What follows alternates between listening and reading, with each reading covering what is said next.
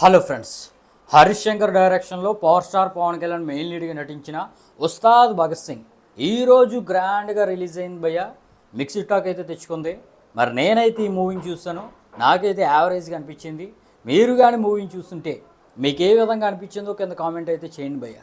ఆ మ్యాటర్ పక్కన పెడితే ఈ మూవీకి డే 1 ఎంతవరకు గ్రాస్ వచ్చే అవకాశం ఉందో క్లియర్గా ఈ వీడియోలో అయితే చెప్తాను భయ్య. ఆఖరి వరకు చూడండి, అదేవిధంగా లైక్ చేయండి. దయచేసి మన సబ్స్క్రైబర్స్ అందరూ కూడా ఈ వీడియోని అయితే లైక్ చేయాలి భయ్య. ఇక డీటెయిల్స్లోకి వెళ్ళిపోతే దాదాపుగా 120 కోట్ల బడ్జెట్తో ఈ మూవీ అయితే తెరకెక్కింది.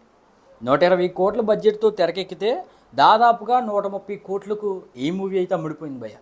అంటే వరల్డ్ వైడ్గా ఈ మూవీకి 130 కోట్ల వరకు బిజినెస్ అనేది జరిగింది. ఏపీ అండ్ తెలంగాణలో 113 కోట్ల వరకు బిజినెస్ జరిగింది. కర్ణాటక ప్లస్ రెస్ట్ ఆఫ్ ఇండియాలో 7 కోట్ల వరకు బిజినెస్ జరిగింది. ఓవర్సీస్లో 12 కోట్ల వరకు బిజినెస్ జరిగింది. అంటే వరల్డ్ వైడ్గా 130 కోట్ల వరకు బిజినెస్ జరిగింది భయ్య.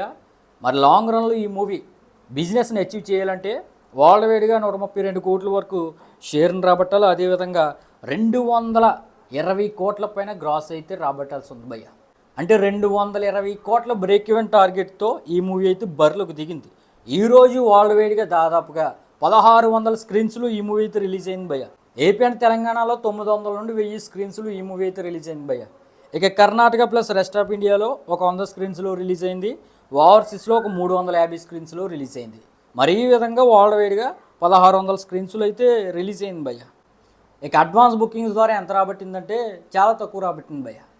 పవన్ కళ్యాణ్ రేంజ్ కలెక్షన్స్ అయితే రాబట్టలేదు. దానికి చాలా కారణాలు ఉన్నాయి.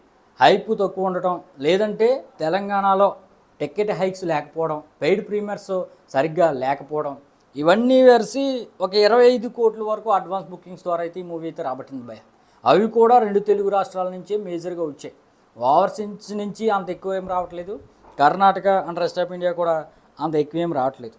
మరి ఈ విధంగా డే 1 ఎంత రావచ్చు అంటే భయ్య, అడ్వాన్స్ బుకింగ్స్, ఆఫ్లైన్ సేల్స్ ఇవన్నీ కలిపి ఏపీ అండ్ తెలంగాణలో ఒక 40 కోట్ల వరకు గ్రాస్ అయితే వచ్చే అవకాశం ఉంది భయ్య. 35 నుంచి 40 కోట్ల వరకు రావచ్చు డే 1. ఇక rest of India and overseas కలిపి ఒక 10 కోట్ల వరకు వచ్చే అవకాశం అయితే కనిపిస్తుంది ప్రజెంట్ ఉన్న ట్రెండ్ని బట్టి. మరి ఈ విధంగా డే 1 ఒక 50 కోట్ల వరకు ఓపెన్ అయ్యే అవకాశం అయితే కనిపిస్తుంది భయ్య. ఇదైతే చాలా అంటే చాలా చిన్న నెంబర్. 2018లో వచ్చిన అజ్ఞాతవాసి డిజాస్టరే 60 కోట్ల పైన డే 1 రాబట్టింది. అలాంటిది పవన్ కళ్యాణ్ సినిమాకి ఓజీ వంటి 150 కోట్లు డే 1 రాబట్టిన తర్వాత ఈ విధంగా 50 కోట్లు డే 1 రాబట్టడం అంటే చాలా తక్కువ నెంబర్ కింద నాకైతే అనిపిస్తుంది. మరి ఈ సెకండ్ షోస్ ఇవన్నీ కంప్లీట్ అయిన తర్వాత ఏమన్నా పెరిగినా మరీ ఎక్కువైతే పెరగదు భయ్య. ఎందుకంటే టాకు చాలా దారుణంగా వచ్చింది. అదేవిధంగా పొలిటికల్గా పవన్ కళ్యాణ్ యాక్టివ్గా ఉన్నారు కాబట్టి వేరే పార్టీలో ఉన్న ఫ్యాన్స్ కూడా అంత ఇంట్రెస్ట్ చూపించట్లేదు. ట్రైలర్ కూడా అంత కొత్తగా లేదు, అదేవిధంగా సాంగ్స్ కూడా అంత కొత్తగా అనిపించలేదు. కాబట్టి కలెక్షన్స్ పై దెబ్బపడే అవకాశం అయితే గట్టిగా కనిపిస్తుంది అన్నమాట. ఈ విధంగా డే 1 అయితే ఒక 50 నుండి 60 కోట్ల వరకు ఓపెన్ అయ్యే అవకాశం అయితే గట్టిగా కనిపిస్తుంది. మరి అఫీషియల్ అప్డేట్స్ వచ్చిన తర్వాత మీకైతే అప్డేట్ చేస్తాను భయ్య. ఇది మిస్ అవ్వకూడదంటే మాత్రం మన ఛానల్ లైక్ చేసి సబ్స్క్రైబ్ చేయండి. Thank you.